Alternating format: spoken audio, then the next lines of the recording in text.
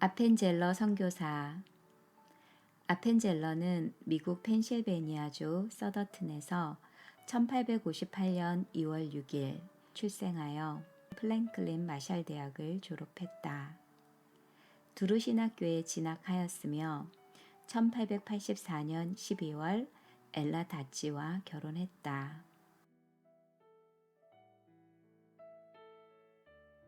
1881년경부터 인도 선교의 비전을 갖고 있던 중 파울로 감독의 요청으로 선교지를 한국으로 정하여 1885년 2월 1일 스크랜튼 언더우드와 더불어 부산으로 출발하여 4월 2일에 도착하였고 4월 5일 부활주일에 제물포 항구를 통하여 입국하였다.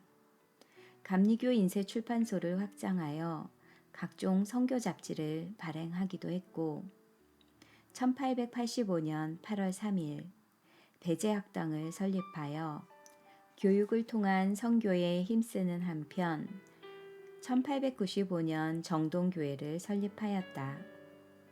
이보다 앞서 인천 내리교회가 설립되었다는 주장이 있다.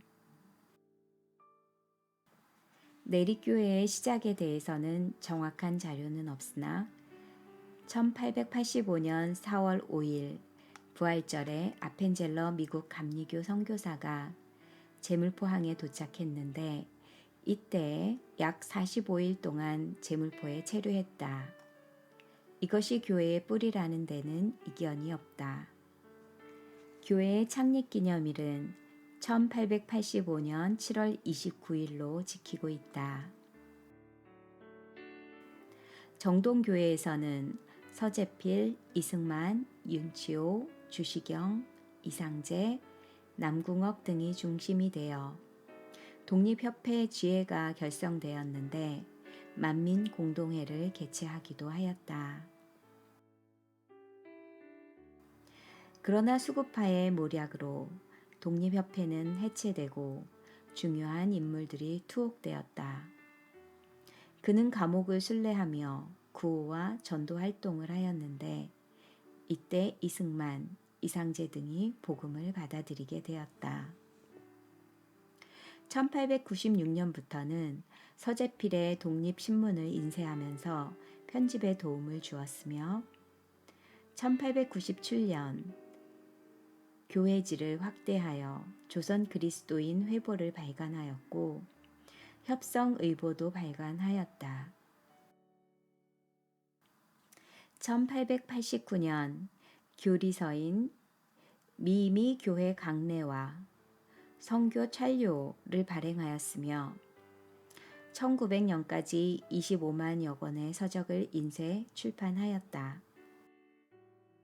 또한 배제학당, 이화학당, 인천 영화학교 등 기독교 계통의 교과서 및 성경 및 찬송을 출판하는 현대적인 인쇄와 출판의 효시를 이루었다. 또한 아펜젤러는 성서 번역 사업에도 헌신하여 누가복음을 비롯하여 스크랜튼, 언더우드 등과 함께 여러 신약 성서를 출판하였다. 1890년에는 종로 서점을 설치하고 대한성서교회와 현 대한기독교서회의 회장직을 맡았다. 아펜젤러는 서울 정동의 근대식 중등교육기관인 배제학당을 최초로 설립한다. 1885년 8월 아펜젤러가 이겸나와 고영필 등 두 학생을 가르치면서 시작된 배제학당은 정동에 있는 민가 몇 채를 사서 1886년 신축 이전하였으며 이해 6월 8일 고종 황제로부터 배제학당이라는 교명을 하사받아 정식으로 개교하였다. 그는 서울, 평양, 인천, 수원, 공주, 대구, 전주 등지로 여행하며 전도 활동을 수행하였다. 한국에서의 아펜젤러의 사역은 그의 사역 기간 5년 동안 체중이 180파운드에서 181파운드로 줄어들었을 정도로 정열적인 것이었다.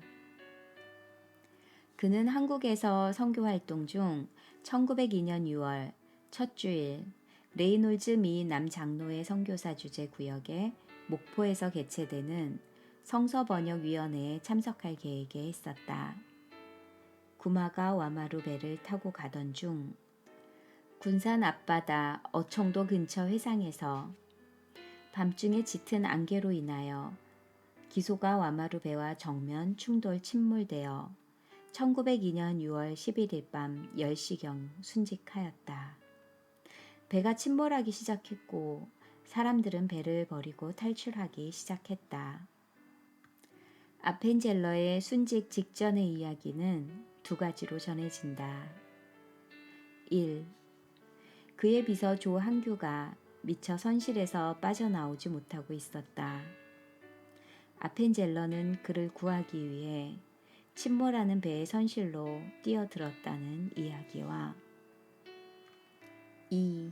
함께 동승한 이대 여대생들을 구조하기 위해 뛰어들었다고 전해지는 이야기다. 배는 아펜젤러를 비롯한 23명과 함께 깊은 바닷속으로 가라앉고 말았다.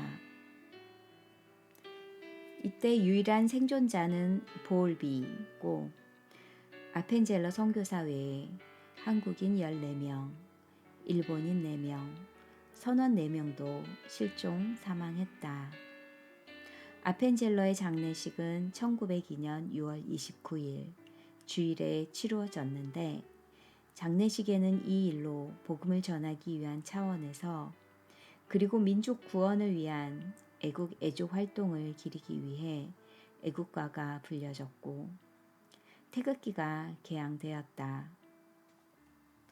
아펜젤러의 장남은 배제학교 교장으로 장녀는 이화학당 교장으로 공직하다 한국 땅에 묻혔으며 막내 또한 이화학당의 교수로 한국 선교에 헌신하였다.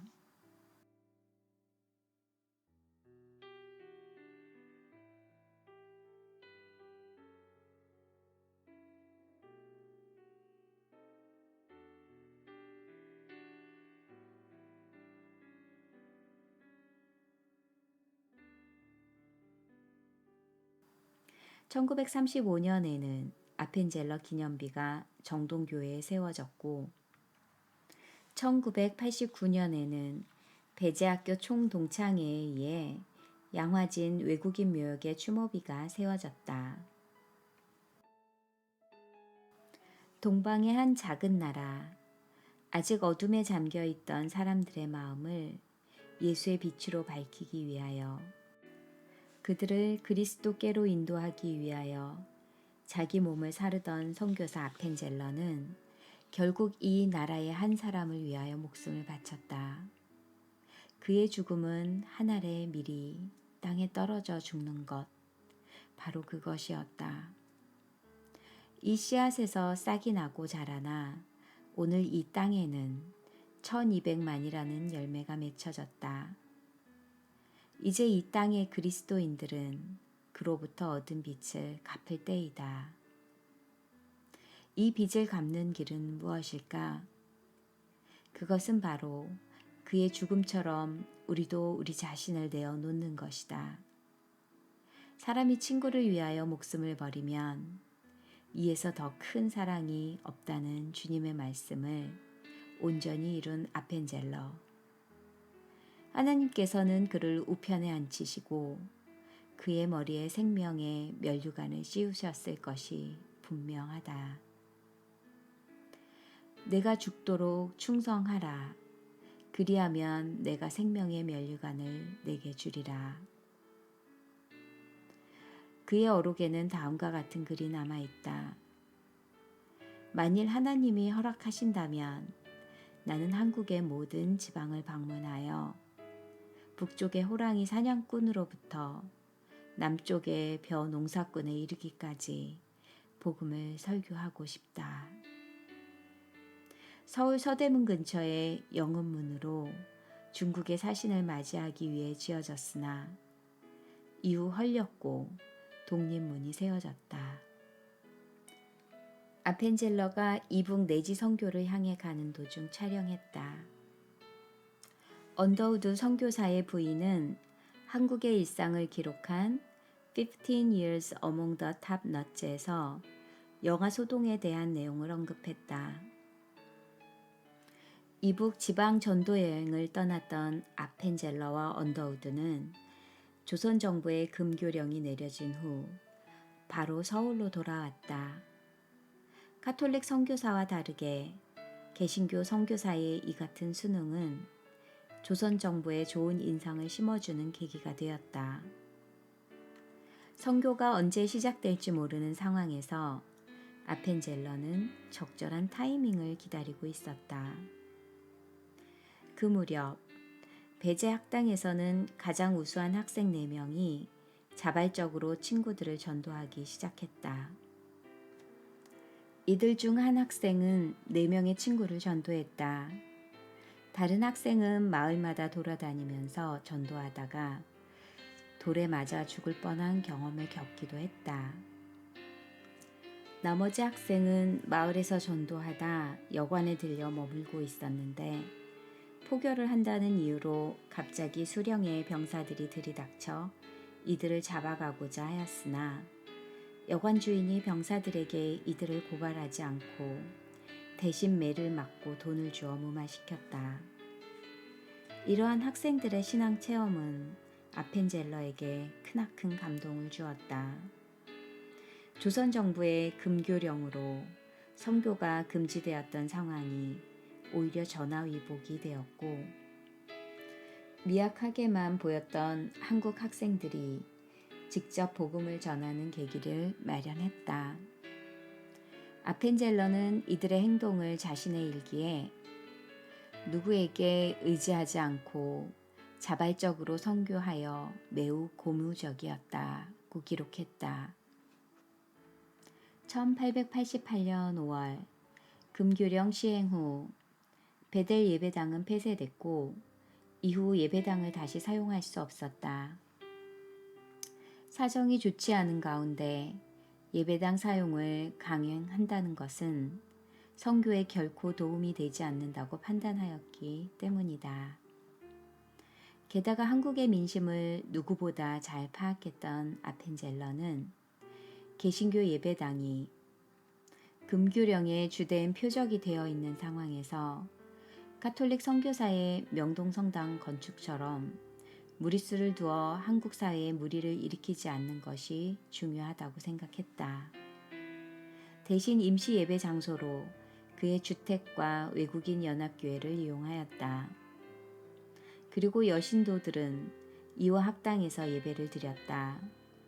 눈에 보이는 베델 예배당보다 눈에 보이지 않는 복음 선교가 아펜젤러에게는 무엇보다 우선순위였던 것이다. 아펜젤러의 판단은 오늘 우리에게 적잖은 교훈을 주고 있다. 아펜젤러는 교회 공동체 전체의 이익을 위해 자신의 예배당에 집착하지 않았다. 그는 예배당 밖의 한국 인심이 곧 선교라고 판단했던 것이다. 이 점은 오늘 한국 교회와 해외 선교사들이 귀담아 들을 부분이다. 영아 소동. 아펜젤러가 동역자들과 선교의 적절한 시기를 기다리며 한국의 민심을 살피고 있을 무렵 개신교 선교는 또 한 번의 위기를 맞는다. 그것은 1888년 6월에 있었던 영아 소동 때문이었다. 이 사건은 수급하였던 사람들이 기독교의 정착과 근대화를 염려하여 퍼뜨린 소문이었다. 영아 소동은 서양의 선교사들이 어린아이를 잡아먹고 노는 사진기 렌즈로 쓴다는 해괴한 소문이었다. 웃음소리 같지만 당시 한국 사회는 서양인을 양이 서양 오랑캐라고 생각하였던 터라 민중에게 의심을 살 수밖에 없었고 소문은 삽시간에 퍼져 민중들은 아펜젤러의 배제학당, 스크랜턴 대부인의 이화학당, 스크랜턴 시병원 등 외국 선교사들의 건물로 몰려가 아기를 내놓으라고 시위를 벌였다. 이 과정에서 배제학당 학생들은 시위대의 손에 이끌려 나와야 했다. 상황은 매우 심각하게 변해 외국 선교사들과 외교관들은 미국, 러시아, 프랑스 등 자국 공사관의 보호를 요청하였고, 조선 정부는 선교사와 외국인을 보호하는 차원에서 적극적인 도움을 주었다. 조선 정부는 이러한 소문은 거짓이며 근거 없는 소문을 내는 자는 잡아들일 것 라는 방까지 붙여 사태를 수습해 나갔다. 하지만 소문은 쉽게 수그러들지 않았다. 그러던 차에 조선에 전염병이 돌았고 수많은 사람들이 죽게 됐다. 선교사들과 한국 기독교인은 외면하지 않았고 민중에게 다가가 혼신의 힘을 다해 병을 치료했다. 민중들은 이들이 몸을 아끼지 않고 진료하는 것을 보고 감동을 받게 되었고, 영화 소동으로 격앙됐던 감정도 누그러졌다. 선을 악으로 이기라는 예수님의 정신이 실현되어 외국의 선교사와 민중들은 이전보다 더욱 깊은 신뢰를 갖게 되었던 것이다. 한반도 순회 선교의 시작. 중단되었던 내지 순회 선교는 재개되었다. 1888년 10월부터 이북 지역을 시작으로 1889년 3월까지 내지 선교를 위해 한반도 전체를 순회하였다. 순회 거리는 대략 2,945km. 거리만으로도 선교를 위해 얼마나 헌신하였는지 짐작이 간다. 10월부터 시작된 순회 선교는 해주를 비롯한 이북 지역뿐만 아니라 이남 지역까지도 거쳤는데 1889년 2월에는 공주, 8월에는 대구를 거쳐 부산을 방문하였는데 전국 8도 가운데 6도를 방문하였다. 순회 선교의 결과는 27명에게 세례를 주어 결신자를 양성하였고 예비신자는 29명이었다. 예비신자 가운데서 2명의 정교인을 받았다. 당시 한국에서 신앙생활을 한다는 것은 마을 공동체의 전통과 관습 중 상당 부분을 포기하는 것이기 때문에 크리스천들은 일상생활에서 크고 작은 박해를 각오해야 했다. 하나님의 자녀로서 남들보다 부지런히 일을 하더라도 손해를 감수해야 했고, 신앙을 지키기 위해 남들보다 더 바르게 살아야 되는 것은 물론이었다. 그럼에도 불구하고 신앙을 포기하지 않았던 사람들은 44명이나 되었다. 사망이나 이주 등 불가피한 사항을 제외한다면 대부분의 사람들이 복음을 받아들이고 신앙을 포기하지 않았다. 이처럼 신앙의 선조들이 일구었던 수많은 희생은 오늘 우리가 마땅히 기억해야 될 신앙의 유산이며 계승해야 할 귀한 가치다. 교회의 역사를 통해 주는 교훈을 기억하며 우리가 누구인지 정체성을 발견하는 이유도 여기에 있는 것이다. 아멘.